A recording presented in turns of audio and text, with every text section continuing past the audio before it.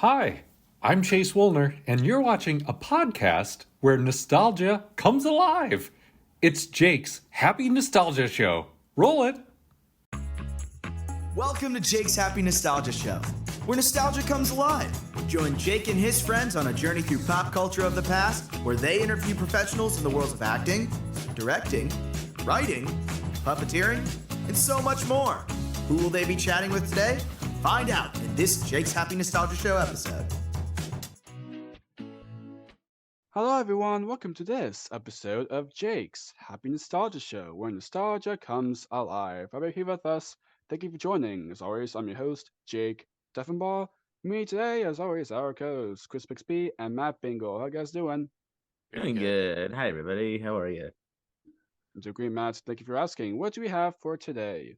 Today's guest is a puppeteer and artist. You got to start with the Muppets in the 2011 movie. He's been working with the Muppets since 2010. He also worked on Muppets Most Wanted and the 2015 series, along with several commercials, which we'll talk about. He is also the co-founder of Business Hand Studios, which focuses on creating handmade goods, which we will talk about later on. Please welcome Chase Woolner. Welcome, Chase. Happy to have you here. Hello, happy to be here. I'm excited.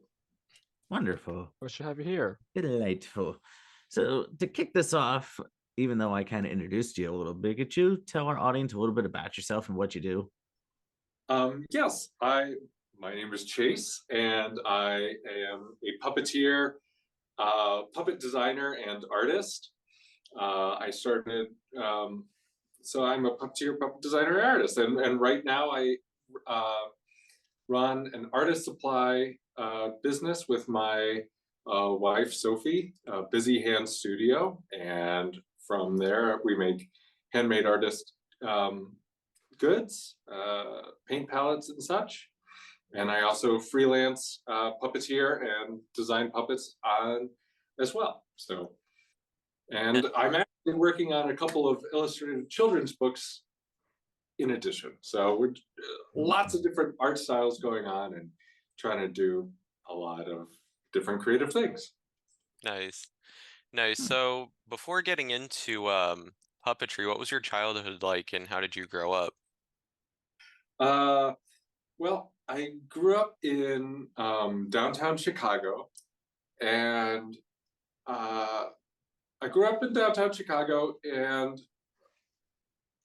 I have two younger brothers, and they're twins. They're 5 years younger than me. And that was the perfect time for me, because as a 5-year-old, you're starting to kind of perform for others. And so when I got twin brothers, it was like getting an instant audience. So I would perform for them before nap time. Others would call it distract them before nap time. But that was the perfect time to get younger brothers, because I was really starting to get into puppetry and performance. And actually, I was telling the same story to Jane Henson when I met her, and she said, "Oh, what were you doing before you were 5 with puppets?" And I think that's like speaks to how puppetry is really like a gateway for the human experience of playing with plushes, playing with dolls, and giving them character, and bringing a reality to your inside child imaginative play. And kids kids recreate their reality through play. And that's what I was doing with puppets and performance. And at the time, in Chicago, there were a lot of puppetry influences. I would always get distracted by the window displays at Marshall Fields or Montgomery Ward, which had, dolls and automata and puppets in them. But then also I feel like what this show is about, nostalgia, that the 90s were like the heyday for puppetry on television, because it's pre-CG, and then like at this like perfect time when a lot of people who had worked with the Henson Company were also going independent and creating their own shows and creating their other types of content. And we didn't have a ton of television channels, and so PBS was like one of the 4 television channels that we had, and I would watch it all the time. And in Chicago, the WTTW, which is the local station, they also had stores, and their stores would have events where the stars of the PBS shows would come and do tours and videos and events. And I would go visit them. And that's how I got involved. And my parents are also artists. They're graphic designers. And they recognized that I was getting into performance and design, and they were very good at finding a community of other puppeteers in Chicago, as well as San Francisco, because they were going back and forth between Chicago and San Francisco at the time, because that was the digital revolution where Adobe was just coming into graphic design processes. And so the San Francisco Bay Area Puppet Guild, I joined that when I was between 7 and 8, and got in contact with a bunch of other puppeteers. And that's what really that's when I realized that, oh, adults are doing this as a job, and they're engaged. And I started meeting lots of adults that were doing puppetry. So it just kind of like, for me, it like became an interest that all of these things that I'm interested in, drawing, animating, performing, and building puppets, that can all be a career, because all these other adults have careers. So I was able to build up that mental framework. Nice. Wonderful to hear. So I'm kind of curious, before becoming a puppeteer, do you remember your first exposure to puppetry? Well, I actually have my first puppet that I built. I should have brought that out. I could, but my first exposure, I think everything that's on television. The first time that I recognized on television that a show was puppetry was with The Puzzle Place, because Yes, the Puzzle Place, yes. great show. I Awesome love show. The Puzzle Place. It's one of my favorites. So I was watching Puzzle Place, and during like WTTW's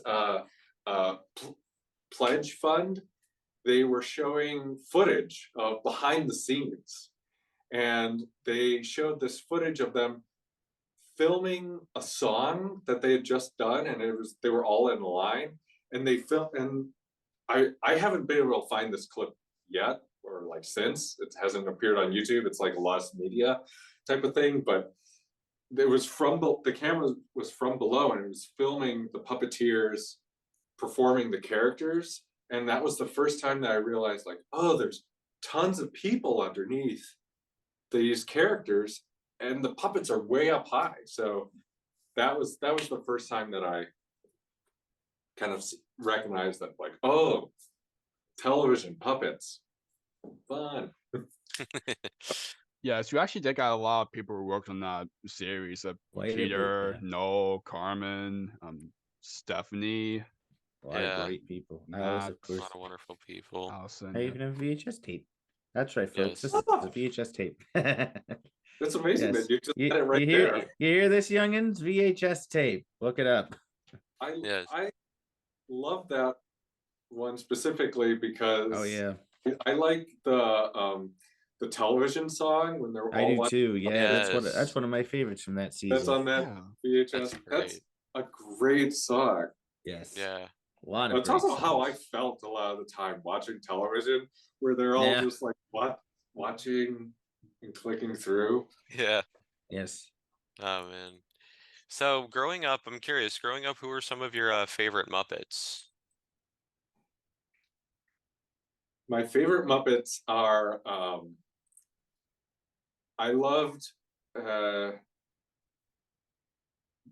well, I loved Big Bird. As a character, I love Big Bird because I feel like in the 90s, you know, it was so focused, or I guess just at the tail end of the 80s, it was so focused on Big Bird and his solo adventures on VHS tape. So Yeah. not only would he has his own Big Bird in China, Big Bird in Japan, but Big Bird visits the firehouse, and like Big Bird gets lost in the store, and like he had all Yes. these like solo videos, and for some reason those are the videos that my parents like purchased, and like that's what I would watch all the time on my own, like putting the VHS tape in and watching it. So I love Big Bird and Ernie and uh, and then I love Kermit. So Oh yeah, yeah. of the classic, like the basics. Absolutely. So now, do you have any favorite Muppet projects growing up? Like besides the puzzle I, place, I which I know you mentioned. yeah, the well, uh, I remember when Muppet Treasure Island came out in theaters, and that was amazing to see in theaters. And then it Wonderful was film. also like that was the first time that I recognized that there were that there was product in stores um, for Muppets. And I remember this one time my mom came home with the Captain Smollett plush, Oh and wow. that was cool. And my mom we went out on an adventure to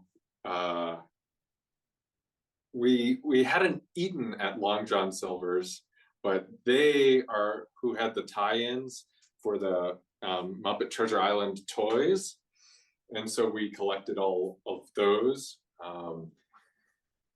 and that was fun. I love the songs in Muppet Treasure Island, and it just feels like that is a um, like a great movie. And then I also saw Muppets from Space in theaters, which Yes. in '99. But I was like in it like Love this. Muppets I was from like, Space. this is not Muppet Treasure Island. This is very different. This and but between those two movies, I would watch all of the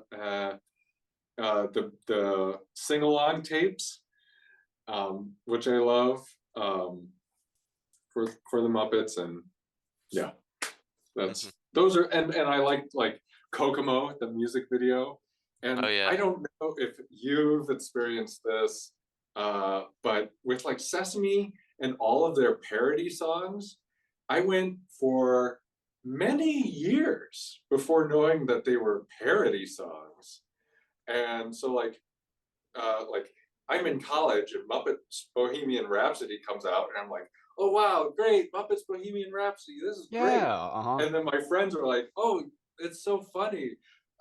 They do it's so funny that they're doing Queen's Bohemian Rhapsody. And I'm like, Queen's? What's their version like? And so like I had no idea that it was a parody of, there's so many songs like that. Like Sesame is like how many chickens are in this tree? I didn't know that was a Bob Dylan song. Right. Yeah. Um yeah. So That's wonderful. That's great. So, do you remember your very first puppeteering job? uh very first puppeteering job, like me, is like in childhood or like professional. Professionally. Professionally. Oh, professional. Um, well, the first time that I was working with professionals, it was um, in at the O'Neill Puppetry Conference. So I had just graduated um, high school, and I instead of going to my high school graduation, I went to the O'Neill Puppet Conference. They were on the day one of the puppet conference was high school graduation. So I skipped out on graduation and went to the O'Neill Puppet Conference. And there we were working with Marty Robinson and Tim Lagasse on Marty, making film. Tim, great guys. And they're awesome. And they're like, to meet them as an 18-year-old skipping out on graduation is like so cool, because it's like, whoa, I get to play with my heroes and try, and like I feel like I'm in the big leagues already, but it's, you know, the O'Neill Puppet Conference, and so we were making a film, and that was the first time that I felt that responsibility to not mess up a shot while we're filming. So that I don't know. I feel like it's a pretty, that feeling is kind of intense, because you're working on a monitor, everything's backwards, and you're working with people who know what they're doing on a monitor. And I had practiced at home, but it was still like scary. So that was the first time. But then the really first time that it was paid in like union was for the 2011 Jason Segel film. Yeah, it was a lot of fun. Awesome. So early on in your career, you founded the PSEP Puppetry Club. Can you kind of talk about how it came to be and about the work that the Puppetry Club did? Yeah, super fun. So that was in high school. So I joined so before high school, of course, you know, I'm 7 years old and joined the Puppet Guild in San Francisco. I met a lot of puppeteers there, Nick Barone, the Swazzle, the Johnson brothers. Oh yeah, I love them. Yes, great people. Yes. They're awesome. I met Karen Prell and Dave Goals. I met all of them at the Puppet Guild, and I met them when I was 7, and like 8 and 9. Wow. So like I meet Wow. professionals. My goodness.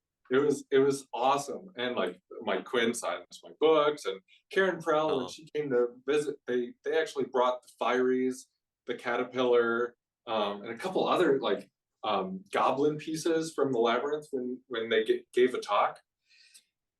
And so I was introduced to this whole professional world of puppeteers. And then in middle school, I started making my own films. Every time my history teacher in 6th grade and stuff was like, it's time to write a report about this topic, or time to do a book report, I would always make a film instead of a book report. So I made puppet versions of Animal Farm, because I was very inspired by, you know, puppet versions of Treasure Island or puppet versions of Christmas Carol. So I was like, oh, Animal Farm, I'll make a puppet version. Or there were other films as well. So anyway, we just made a whole bunch of films, and I was getting into a lot of puppets, and eBay was around that time. So I was on eBay all the time. You know, when I'm, how old are you then? I guess 11, 10 and 11. I'm on eBay all the time. And around that time, Terry Angus, who I know was a guest, he started listing puppets on I love eBay. Terry. Yes. So great guy. Oh, Terry. That was that was pretty instrumental. So I would bid on those puppets, and so I would get a cast of characters, and so by high school I had a whole bunch of puppets, and I had started learning to make my own puppets. And I was watching tons of behind the scenes footage of movies on DVDs, and the Muppet Show and just everything, consuming uh, all of this knowledge through screens. And what I recognized that all of these productions had that I didn't have were friends and other people to move puppets that weren't just me. And I was like, that's what I need to do. I need to get a club together. I should get a high school club together. And I started it when I was a freshman. And I'll teach them puppets. I'll teach them everything they need to know. We'll make it like a company of puppeteers. And so we would meet once a week, every week, building our own puppets, making our own shows. And we would do a big show in May, and we would do community shows and performances. And that was a lot of fun. And that was like what made up a large amount of my portfolio to apply to colleges. And so we made, every year we would make a cast of puppets. And then to raise money for the next show, we would auction all of the puppets off. And so that forced us to make new puppets because we were out. But we made costume puppets. We made a giant, and that was pretty cool. Yeah, we did a lot. Nice. And you also contributed to various projects for second stage players as a puppeteer, actor, and more. What was it like working for them? Well, they were the high school theater troupe. So they had the theater, and I had puppets, and I would. So when they did Little Shop of Horrors, I was Audrey 2. I performed Audrey 2. That was great. And then when they did Midsummer Night's Dream, I designed and built the Nick Bottom head when he turns into the donkey. And then whenever they needed like special masks, that's what I would do in high school. And yeah, so that's also where I like picked up high school theater skills with like lighting and lighting design, running a light board, and set design, building sets and designing for Nice. human actors, which is different than puppets, but Right. I Much was still different, yeah. open to learning. Yeah, Nice. I figured it all would help me because puppetry is, an amalgam of all the different art forms. Of course, definitely. So you were also a puppeteer and puppet wrangler for Walt Disney Imagineering. What was that like? Well, so that's in my college year. So I went to Cal Arts for college, California Institute of the Arts, and at the time they had it was a new project and a new initiative where Imagineering was bringing in or they were exploring what it would be like to have college students work on projects. And so it was originally going to just be masters, MFA students. But I weaseled my way in, and I was an undergraduate student. So I was the only undergraduate student that was on the project. And it was all about puppet design and stuff. So I did one project with them on that through school. And then there was at the same time, well, I'm going to go back and set this up. But anyway, at the same time, they had, I was working with another producer working on a show, and that show was actually produced by Imagineers. And I don't know if you know much about Imagineering, but it was the lead creative like executive was Marty Sklar. And Marty Sklar worked on bringing Disneyland to fruition, Disney World to fruition. Oh wow. And so he was like shepherding this show into reality. So we worked in a cool circle vision room, which was an immersive theater room in Los Angeles, and we put on the show there. That was pretty cool. It was really amazing. So anyway, during that time that I was at CalArts and working, so I was at CalArts in my third year, junior year, and that year so the summer after sophomore year, sorry, there's a lot of information here at this time period that I think you would be really interested in. Over the summer, I worked at Puppet Heap, building for the Muppet show, for the Muppet film. And then I started my junior year of CalArts. And while I was a junior, the film started filming. And so I would go to class, and then I would go to the film shoot and start filming. And that would repeat. And then winter semester came and filming stopped. And I would go to class, and then I got this job at Imagineering. So I go to class, go to Imagineering. Well, I also got a third job, which was at the Creature Shop. And it was all at the same time. And so I learned, my lesson was, don't do so many creative projects at one time. But anyway, I was doing those three things at one time, and it was a lot. That's nice. Yeah. Absolutely. Absolutely. So you mentioned the Muppets. Since 2010, you've worked with the Muppets as an additional Muppet performer. I guess you kind of explained it a little bit, but how did you begin working for them?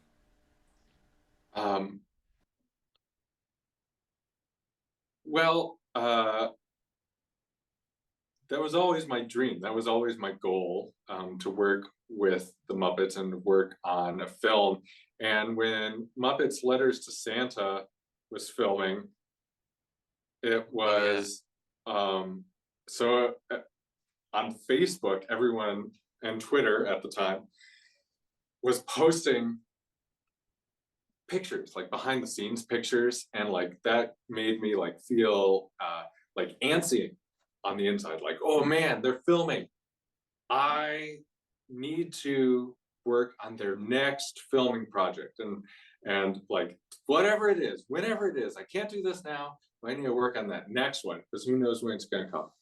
So they're filming that, and I'm in my freshman year of college. And later on, like a year later, Steve Whitmire Steve, love Steve. He Great does a person. workshop at the Center for Puppetry Arts in Atlanta. And I had been continuing my education and practicing monitor work and on my own and building puppets. And I was like, wow, I need to go to that. I don't know when the last time Steve led a class was. I had been involved in like the Muppet fandom, like Muppet Central for a long time, and had never heard of him doing a class like this before. So like, I know I need to be there. I need to be there. I need to go. So I got a ticket and got a plane ticket, flew there, and brought my puppets with me. And we did the workshop, which it was so much fun, a great experience. And I am like focusing, I'm doing the songs and lip syncing, and we're like playing, in the workshop of probably, I don't know, 12 to 15 other people. And we finished, we were packing up, and I didn't know who she was at the time, but Melissa, his wife, pulled me aside and said, "Hey, you're really good. Steve wants you to do the next workshop also." And which there were 2 workshops back to back. So I did the second workshop, and then I got to talk to Steve after, and after the workshop, and he's like, he confirmed. He said, "Yeah, you're really good. Would you consider working with us at any time? Here's like a contact number." And I was like, "This is just like, hey, like Kermit saying, 'Hey, we're all going to Hollywood. Would you like to join us?'" And I'm like, "Yeah."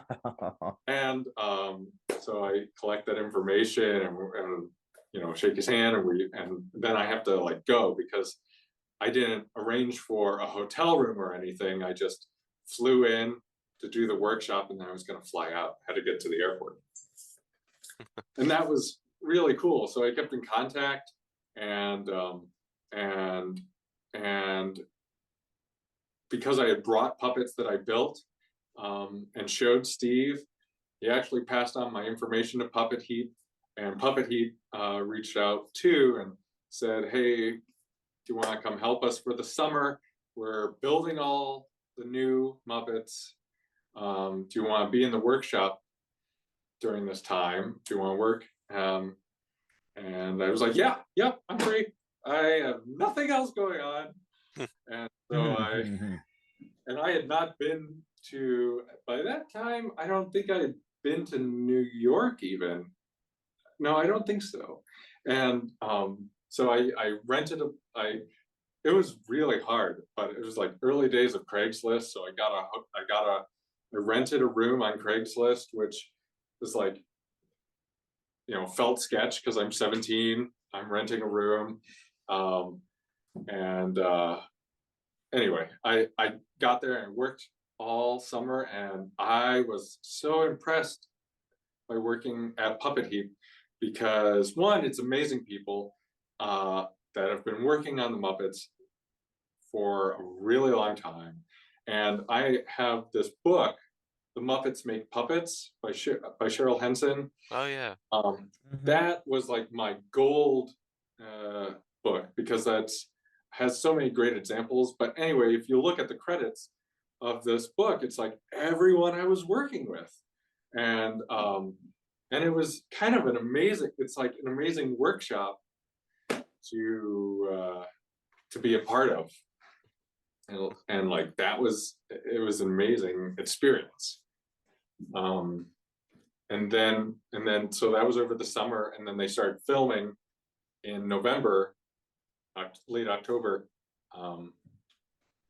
in Hollywood, and that's how it started.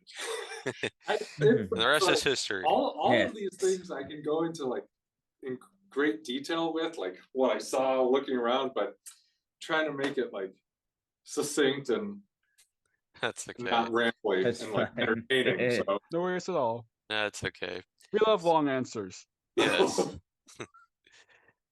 Yeah, so that's actually a perfect segue into the next question. So with the 2011 film, do you have any favorite scenes that you got to puppeteer in for that movie? Well, so it's so funny to watch the film back, but I think so the day one, so what's interesting about filmmaking, and I didn't really I kind of like knew about it in college because I had heard it as a tidbit, but this was in practice. So this was my first Hollywood film, and what films typically do is they start filming in the middle of the story so that the actors can start to get used to their characters and how they're performing and how the crew reacts to everything, so that when you as an audience member are watching the film, they film the middle first and then they film the beginning last, so typically, so that you as an audience member, you kind of they reel you in because they figured out their character acting by now. And by the time of the movie in the middle, you'll kind of like mentally in the back of your mind forgive any weird mistakes that were made. in the middle of the film, because by that point, do you know what I mean? Did I explain that well? Yeah. Like, but in the middle of the film, Yeah. they'll Yeah. it's not a big deal. So anyway, the first film scene that they filmed, day one, nobody knows each other except people, old friends. Yeah. Is the scene with Donald Glover and in the agent room with the big group shot. So day one, they didn't want to do it like pretty complex first day shot where there's 30 Muppets and Thog, which takes up most of the room in that scene. So that was all day. That was pretty cool. I remember it's like 6 a.m. in the morning getting to set, and I show up, and the Muppet trailer is here, and I'm like, oh, Muppet trailer! I bet my friends from Puppet Heap are gonna be there.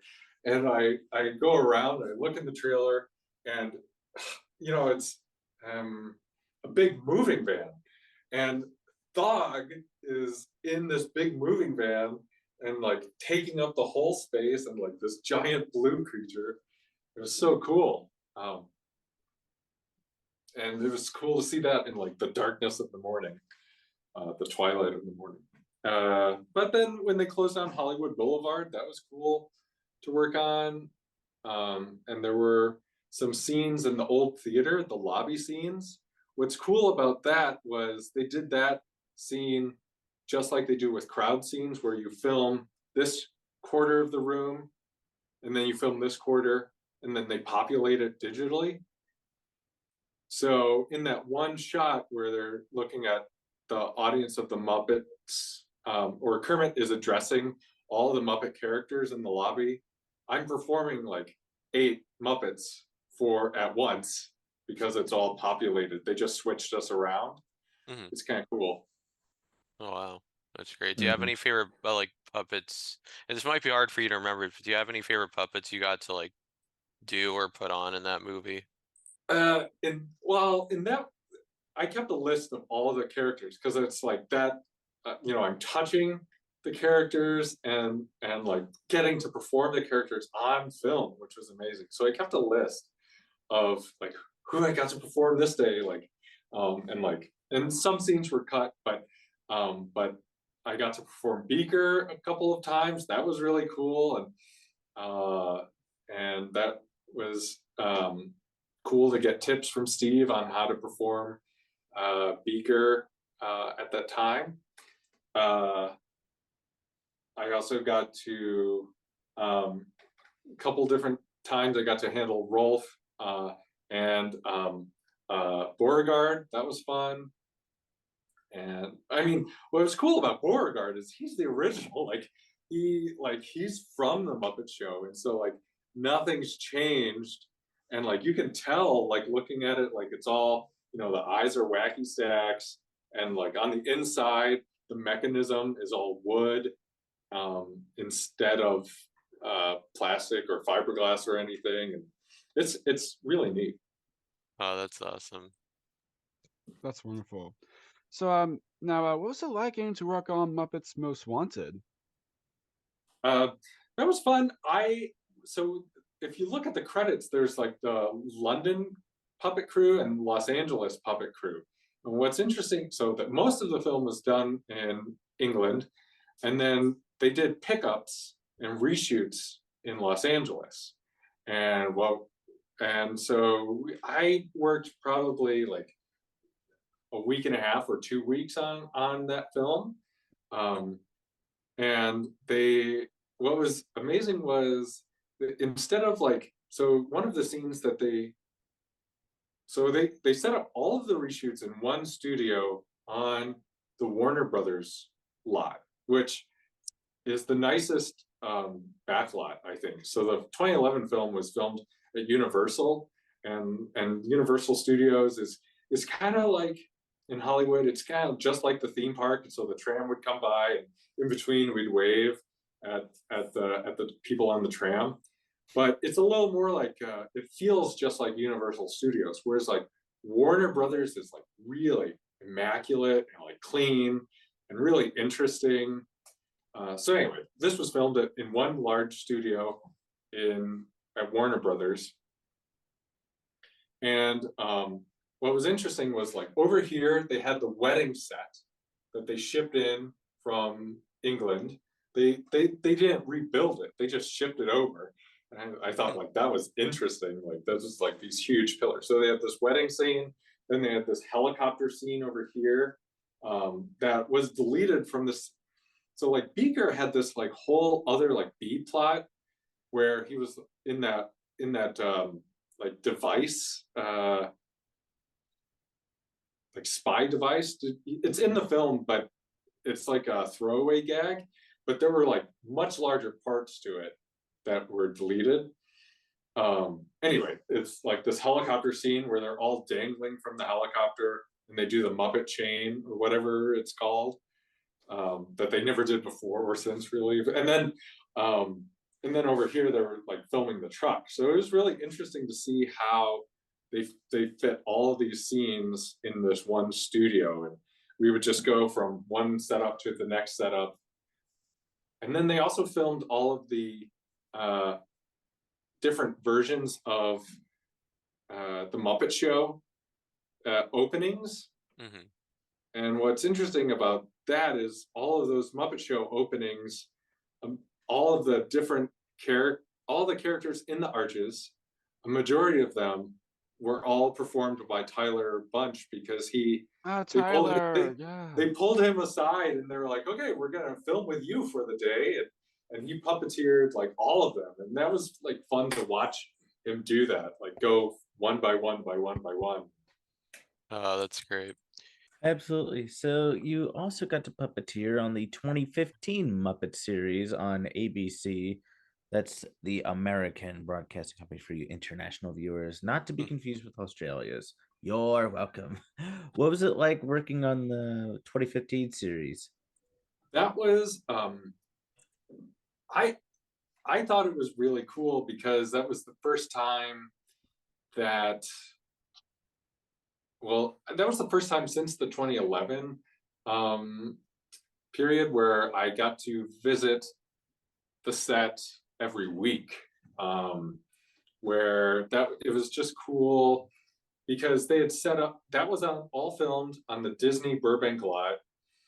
And so, one, I love Disney history. It's so cool to be on the Disney lot. And I growing up, I loved watching Walt Disney, the late night Disney Channel stuff. And I loved seeing the behind the scenes, and it's cool to walk around the lot by it in and of itself. So anyway, the Disney lot, I got to go there every week for sometimes multiple days per week, but they set up a Muppet shop also. So they had 2 sound stages and a trailer where they had a Muppet shop where they were building all the Muppets. They built like, Denise in there and a couple other like characters, along with all the costumes. And those guys were working all the time. And that was pretty amazing to visit my Puppet Heap friends again. And then to film on this, what's funny about, by this point, I had like kind of gotten used to doing, doing a variety of the background characters. Whoever they need me to do, I'm ready to do. I know their physical mannerisms. I've watched tons of footage. I know how Beaker moves versus Sam the Eagle, how Bunsen moves.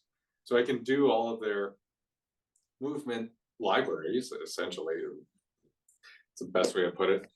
And but when you're doing those crowd scenes, a lot of times it's like filling in as the character and like listening to whoever's talking. A lot of times it's Kermit around that, his I don't know. I didn't really watch the show, but whenever he like does the game plan around that table, that's all like additional Muppet performers. And so you're always like, having your character listen to Kermit and like nod or like look this way to whoever else is talking. So it's a lot of nodding and a lot of looking in as the character would. So, but that was a lot of fun. And like Rolf's Tavern was a beautiful set. Oh yeah. Watching them do the walk and talks like the West Wing through the hallways of the Muppet set was really cool. Miss Piggy's dressing room was like a really cool set because like the films weren't like the films had raised sets, but I felt like the TV show really had like functioning raised sets where it's like we could really go anywhere we needed to go. And they could put a puppeteer wherever they needed to go. And they could put monitors wherever. So that was like the coolest thing. That was the first time. They're using it all the time now, but that was really the first time that they used a quad monitor. And what that means is, there's 4 images instead of 1 image on the monitor. There's 4 images because they have 4 cameras filming at once, and they started doing that at Sesame. But anyway, at the quad, you could see all of them at the time, and so you're watching these 4 monitors. But then they have like, probably 6 to 12 monitors all around the place. So you could go from over there, and if you had to walk, Oh wow. Here, and it was cool. It was fun to play in, and I think that's the environment that they really wanted to create, where a space that would be fun to play in, where you can really have all the zany Muppet work, like relationships that you can. And I did watch like the first couple of episodes. Like it was cool to be on TV and on network television on prime time, but I didn't own a TV at the time, so I would drive over to Best Buy and change the channel on their display TV and watch the Muppets there in their room because I didn't own a TV, so I would watch it there, and that was fun. But then what I found really interesting was they would film so much content on the floor, and it was kind of different. And by the time it was edited and then put on broadcast, which was like a 3-week turnaround, we were always 3 weeks ahead of the broadcast, maybe 4 weeks, which didn't seem like a lot of time, but it's so that they can respond to the viewers' ratings. But it was so, anyway, as an audience member, it was so different watching the finished edited show from what was filmed, what we filmed on the floor, that I just kind of didn't want it to mess with my memories, because I was laughing so much on the floor while we were filming. There was a lot of like joy and there were like some scenes that were like really funny, takes that were really funny, and then like sometimes that wasn't the take, or that whole like story was cut from the episode. So I just wanted to preserve what happened on the floor in my mind instead of watching the show. So Yeah, there were a lot of wonderful celebrities on the ABC series too. Like there was a Joan Jett Oh who came in and did yeah. a big number. Yeah, there were a lot Willie of wonderful. Nelson did a number. Yeah. Yes. Dave Grohl Yeah, Mhm. it was awesome. did the thing with Animal. That was wonderful. And of course, he was in the 2011 movie as well, which was Yeah. cool. Yeah, so aside from TV and film, as we mentioned earlier, you also puppeteered on several commercials with the Muppets. Can you talk a bit about those? Yeah, the first commercial that I did was for the Orange Cellular, where they did like, "This is the Orange Show." That Yeah. was the first commercial that I participated in. That was pretty cool because I think it was filmed around the same time as the Muppet movie, so we all just and they rented. It was at Universal also, so they rented a stage across the across the way from where we were filming the movie. So we all just kind of one day we all just kind of went over and filmed a commercial, and that was kind of cool to be in the group scenes for that. And I remember for that one, well, I guess all the commercials are whenever there's a group scene, they're all kind of the same, where they kind of zoom out and they show the group and they're for like, this is the Muppet Show. I remember because I'm sort of tall, but I was performing next to Dave Goles, and I was performing Bunsen next to Dave Goles, which was awesome and scary. So I Yeah, I performed can imagine. Bunsen, and so the camera, I'm here, and he's performing Gonzo, of course, Yeah. and he is next to me, and the camera's zooming out. And so what happens when the camera zooms out? You know, cameras go, their field of view goes out like this and then out like that. So when it's zooming out, when it's zooming out, it's getting a greater ratio, and so you're more able to see heads, just like here. So I'm going at a slant with my hand. And anyway, doesn't matter. Anyway, so I'm puppeteering Bunsen, and I didn't know that the camera was going to pull out. So the first time they totally see my head, they like graze it with the camera, and so we have to do a second take. And what I learned from the first film was, when you're doing a lot of these group scenes, try not to be the person that causes the second take. Try not to be a person who causes the next take to, be ruined. So we're puppeteering, and for the second one, Dave is performing Gonzo, and he grabs my shoulder and pulls me down at the last moment, because he's watching the monitor and he could see the tops of my hair a little bit. So that was cool. It was cool to be pulled down. And then we filmed this other one, the Giant Crumpet Show. Yeah. Oh yeah. That's a That's- good one. That one is so Great fun. one. I wish A lot of that one- puppets. so many characters, and they all had costumes, and they Right. all had their factory costumes, and I got to perform Angel Marie for that one. And Angel Marie is a huge puppet, and that was the first time I got to put my hand in Bobo, but I never got to perform Bobo. But both of those are huge puppets, and I got to perform Angel Marie, and that was like a cool feeling, because it just kind of Angel Marie is so big, and you try to lumber along, and it was a cool character, and it's almost like being inside of a character, a mascot almost, because it's so huge. And then I also saw on your LinkedIn that you also got to work on the Facebook portal commercial too.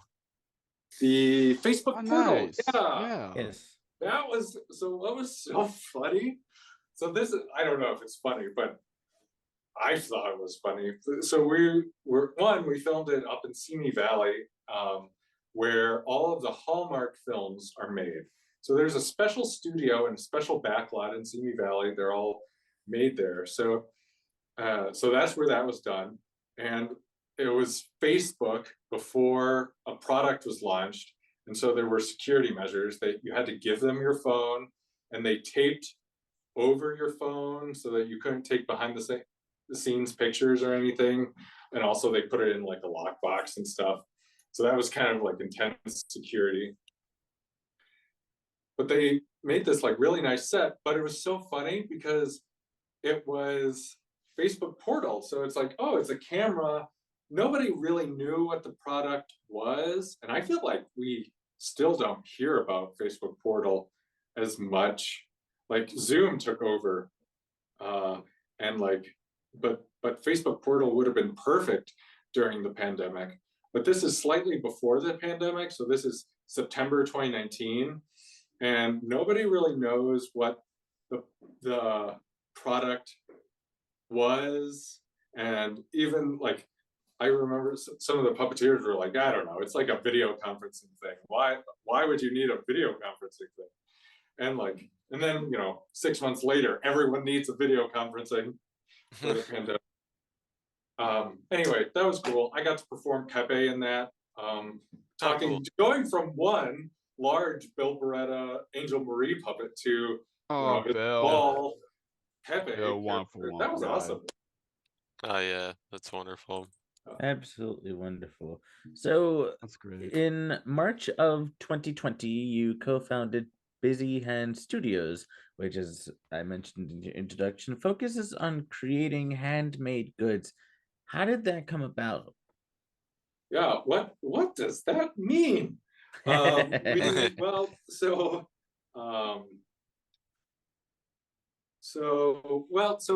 it came about because I had while working on the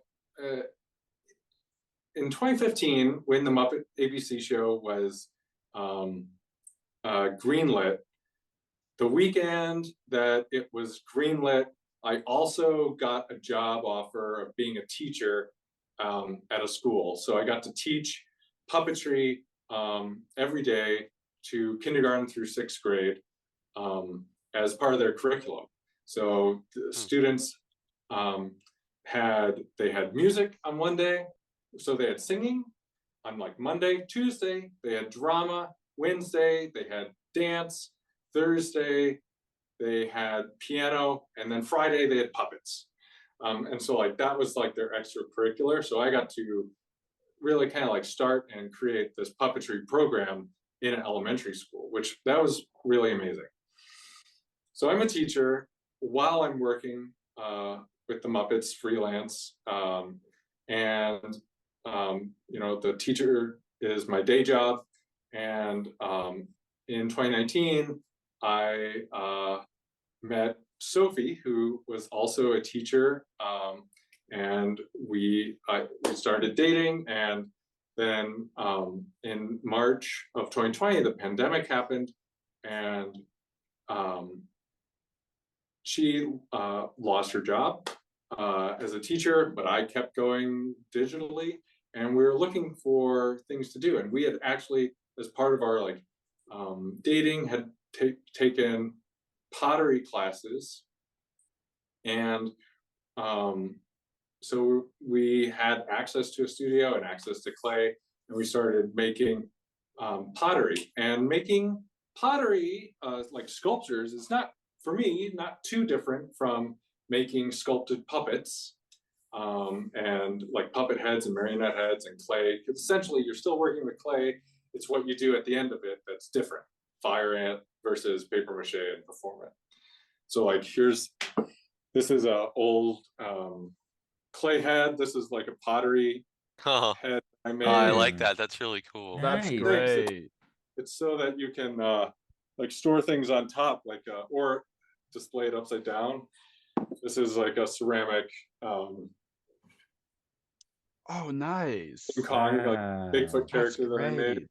So it's all like made out of stoneware. So we started making paint palettes. So paint palette, this is a paint palette, like so we make these. I promise I'm not trying to like do a salesmanship thing. I'm just proud You're good. to make. No worries at all. Yeah. You can share more. Anyway. Share more. Share as much as you want. Yeah. Okay, so this is a paint palette that we make, and a lot of times, traditional paint palettes that you find at Michael's or Joann's or something, they're plastic and they can stain. But this is like a nice object that you can use, and you can reactivate the paint anytime to continue painting instead of it drying on the palette, which it does very often with plastic. So anyway, for me, it's great to use in my illustration. It's like practical. So I use it for my illustration or my designs or puppet designs. It's just a tool that we thought was fun to make for others, and it's a nice it's like a feel-good item to get other people interested in engaging with their creativity. And early on in the pandemic, that's what everyone really wanted to do. Everyone really had the time to find expressions for their creativity, whether that be bread making, painting. A lot of people were making puppets and like puppet shows. So it's a good. That's we started making that. So now we make palettes all the time. We're in over 150 shops and several museums with our paint palettes. We're in the Pittsburgh Art Museum, the Seattle Art Museum, in their gift shops. So it's pretty cool. In addition, I make like specialty puppet things sometimes, like arm rods for people who are making their own puppets. Sometimes I make Puppeteer headbands for the microphones, and yeah, and pin cushions. We make wool pin cushions for sewing, because I try to make, with Busy Hand Studio, we try to make items that are meaningful to purchase, that we would use ourselves. I would use the pin cushions in my sewing practice while making puppets, or paint palettes while designing. So like good, meaningful goods that are for the everyday creative, and items that spark joy and get you excited about creating. Because that's really one of my passions. That's what I learned while teaching students. It's like, how can we engage this creative mind and bring the creative spirit forward to create fun things and bring a lot of joy out into the world. And I feel like that is also foundational to the Muppets and Jim Henson. Like, I want to sing and dance and bring joy to the world, like what Kermit says in the Muppet movie, making people happy. So how can we make product that makes people happy with what they are making? Because it's not, what we make, the paint palettes are a step in the direction of somebody creating their own artwork. And I really want to engage with that. I'm kind of curious. So since you talked about working at the O'Neill, did you get to train from Pam at all? Because I know she's involved in that a lot. Oh Yeah. Well, she's the artistic director and lead organizer. And I haven't taken a class from Pam, but I have gone to her talks, and I have talked with Pam personally a lot. Yeah, I love Pam. Yes. So now, for several years, you worked at Lawrence School as director of technical design and enrichment. Can you talk a bit about that? Yeah, well, so that was the teaching job that I started at the same time as working on the Muppet ABC show, and so I would work designing curriculum for kindergarten through 6th grade. And what was amazing about my experience there was kindergarten through 6th grade, we really took the arts and performing arts seriously. So what I mentioned, that was a 5-person performing arts team. And then there was also a 2-person visual arts team for kindergarten through 6th. And we would do 8 theater productions a year. And they're not small scale pageant theater productions. They were pretty large scale. And we got to play. So I was a set designer and puppet teacher. And one of the, an example is we did Into the Woods, and that was a big show. And I decorated the whole theater and put up thousands of leaves, really. But that was also around the same time that Hamilton was really huge. And we had the opportunity to rent a rotating stage for, just like Hamilton, to rotate the students on during the musical numbers of It Takes Two and stuff for Into the Woods. Or we also did Chitty Chitty Bang Bang, and I got the car to fly by renting a lift, a theatrical stage lift. And we also did Frozen, and for Frozen, I rented snow machines Oh, to nice. make it snow inside the theater. So that was pretty cool. We did a lot of really cool things, and that's just like the productions. And yeah, we did. I worked a lot, and it was an amazing opportunity. And we built a lot of puppets to be able to like engage with that same age group where I got really into puppetry, 5, which is kindergarten, to 8, 12 is 6th grade. So around that same time period, it's really engaging with the students' imagination. And then as they are able to learn about gain motor skills, and use scissors and use like more tools, performance in 2nd grade becomes more of a thing, like actual performance. And yeah, we did a lot of really cool work, and I'm very proud of the work that we did. And Nice. we did a lot of puppet shows, and from my other like connections, we did this one theme park design class, and I got Ooh, Imagineers to come in to do talks with the students on theme park that was pretty cool. It was cool. Like we did a lot of really cool work. I'm very proud of the work that we did. nice. Nice. That's wonderful to Very hear. nice. So, since we're about to close to wrap things up very soon, can you share any projects you're currently working on?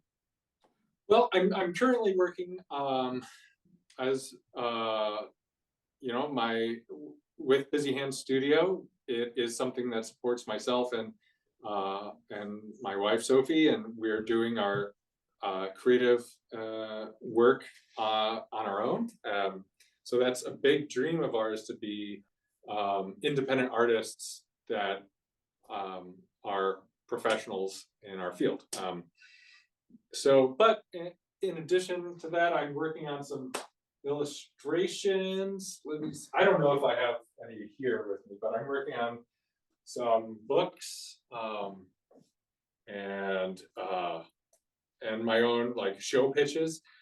This past year, I was a mentee with the Children's Media Association, which Oh, wow. is a professional group. I encourage people to look it up because they offer classes as well as mentorship, and they have regional groups. So they have Los Angeles and New York, and so anyway, so I was a mentee for that, working on developing show pitches and learning how to really craft a pitch. Yeah. Nice. So, but yeah, this is my Here. like illustration. This is a desk from DreamWorks Animation. Oh, wow. Spirit, Stallion Oh, of the wow. Cimarron, was animated on that desk. That's pretty cool. Oh, that's cool. Wow. Nice.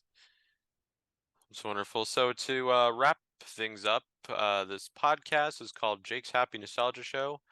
When you think of nostalgia, what do you think of? Or in your own words, how do you define the word nostalgia?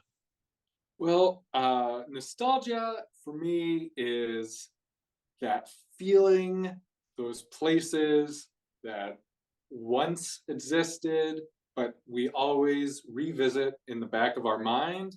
And sometimes oftentimes, those things come and, for lack of a better word, like ghosts, haunt your everyday.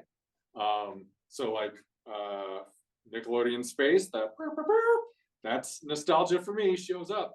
But also, like, whenever I watch Christmas Eve on Sesame Street, Oh, that's yeah. Classic. Yes, love that it's a one so classic. much. So Yeah. great. that's my favorite. Love That's that one. immense nostalgia for me because it feels the cityscape, how the artwork, how everyone is interacting with each other. Not only feels like old Sesame, but also feels like my old neighborhood in Chicago. Oh. and like decorations in the holiday time. So it feels like those, things that haunt. There's a show, City of Ghosts. Have you seen that? It's animated on Netflix. No. And it's I've kind of heard like of the it. same Heard of idea it. where I think that it's not a puppet show, it's animated, but it's where, around Los Angeles, there's always these ghosts of the past that are still present, but and they still make commentary on day-to-day life. So that's Nice. what I feel like nostalgia is to me. That's good to hear. Yeah, it's a great word to end on. Well, Chase, thank you so much for taking time to do this. This was a blast. Yeah, thank you. This was so much fun. I really enjoyed talking with you. Yay. I also had no Thank idea that you. you run the Big Big World account. I love Big Big World. I stayed home from school to watch the premiere of Big Big World. Oh wow! That's really Yeah, That's great. that's great. I really love. And then I wanted, because I love Bear in the Big Blue House. Like all of my. Oh my yeah. gosh. Oh Yeah. my Bear. gosh! Love Bear. I was just Yes. looking at my collection of bear plushes, and every single bear plush I turned into a puppet. Really? I cut it Wow. open, got the fluff, and turned it into a puppet. And so I love. Wow. I really wanted to see Big Big World when it premiered because Yeah. it looks just like Bear. And I love when he touches the screen. Yes. Oh yeah. That's my favorite part. Yeah, because it's kind of like what Bear did when he sniffs the Yeah. screen in a way. Exactly. Yeah. Yes. Yeah. Yeah. Yes. Well, yes. Keep in touch, Chase. Thank you for taking them to this, and I'll let you know when this goes up. Yes, Yeah, thanks very you. much again, Chase. See you a next it's a time. pleasure having you here. Yes. Yeah. All right. Enjoy Really the rest of your enjoyed day, it. Chase. Bye-bye. You too. Bye. Bye. Bye, Chase. Take care. And it's goodbye from us as well. We absolutely enjoyed our time talking with Chase Woolner. Links to his website and his social media will be in the description down below, as well as where you can check out the work of Busy Hand Studio, which of course he co-founded. But it's goodbye from Chase, and it's goodbye from us as well. Keep on the lookout for more wonderful interviews coming your way. And as always, what do we say, Jake? Keep nostalgia alive. Take care, everyone. See you next time. Bye. See ya. Bye. Bye. Thank you for tuning in to another wonderful Jake's Happy Nostalgia Show episode. Be sure to follow Jake and the Happy Nostalgia team on social media, check out our website, and stream the show wherever you find your favorite podcasts. And as always, remember to keep nostalgia alive. Bye-bye.